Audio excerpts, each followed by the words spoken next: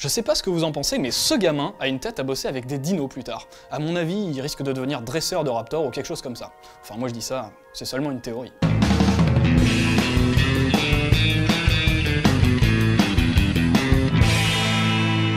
Bienvenue à Jurassic Park. On n'avait pas entendu ça depuis plus de 20 ans, mais comme la vie trouve toujours un chemin, nos bestioles préférées ont fini par retrouver celui des salles obscures en juin de l'année dernière et par nous accueillir à Jurassic World. Le résultat, 1,6 milliard de dollars de recettes au box-office et des fans tellement contents qu'ils en ont profité pour imaginer une petite théorie. Et si le dresseur de raptor interprété par Chris Pratt dans Jurassic World et le gamin tête à claque qui avait bien énervé Sam Neill dans le film original ne formaient en fait qu'une seule et même personne? Franchement, c'est une théorie comme on les aime. Simple, rapide, efficace et surtout inoffensive. Dans le pire des cas, c'est faux et c'est pas bien grave. Dans le meilleur des cas, c'est la stricte vérité et c'est quand même un super clin d'œil adressé à tous les fans du film original. Pour remettre un peu les choses dans leur contexte, souvenez-vous, on est en 1993, Sam Neill et Laura Dern sont en train de déterrer des ossements de dinosaures dans le Montana, ça discute raptor et ordinateur, et là, un gamin qui sort d'on ne sait pas trop où balance la phrase interdite. Ça n'a pas l'air très effrayant.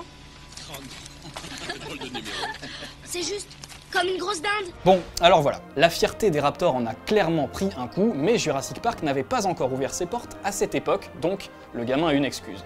N'empêche que vous connaissez Sam Neill, il va pas laisser passer ça sans rien dire. Du coup, il décide d'offrir au gamin un petit cours gratuit sur la vie du vélociraptor. Parce que le vélociraptor n'est pas un chasseur solitaire, il utilise un schéma d'attaque coordonné.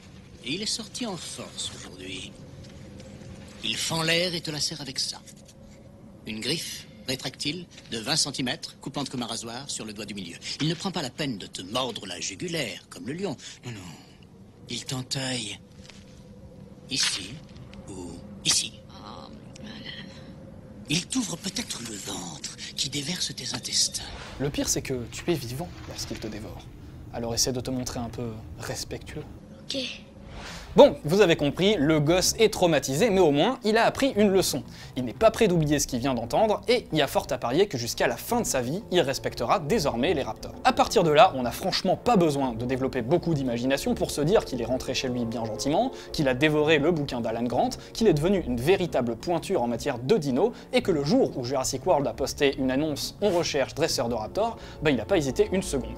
Quelques années de pratique plus tard, ça donne un véritable expert en raptors capable de contrôler les dites bestioles. Je ne contrôle pas les raptors, c'est un lien qui s'établit, qu'un respect mutuel rend possible.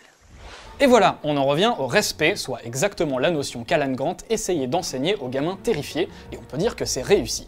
En effet, à l'occasion, Owen Grady fait la course à moto avec ses raptors, il défonce littéralement la mâchoire de ceux qui ont essayé de leur faire du mal, et surtout, il est capable de se retrouver face à face avec ses dinos et de s'en sortir sans la moindre égratignure. Reste où t'es.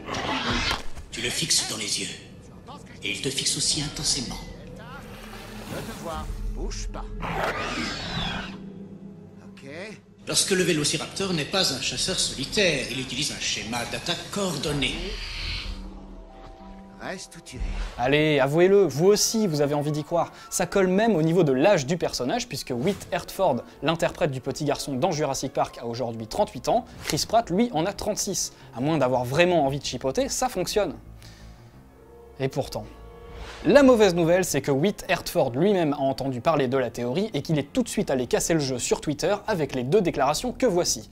Dans la première, il affirme clairement que Chris Pratt ne joue pas le même personnage que lui, que ce rôle lui appartient non d'un raptor, et dans la deuxième, il rappelle que le petit garçon avait pour nom Eddie, rien à voir avec Owen Grady. Là, faut avouer qu'il marque un point ce petit briseur de rêve. Mais bref, comme Whit Hertford n'est pas scénariste et que personne d'autre ne s'est exprimé sur la question, c'est un peu aux fans qu'il appartient de décider.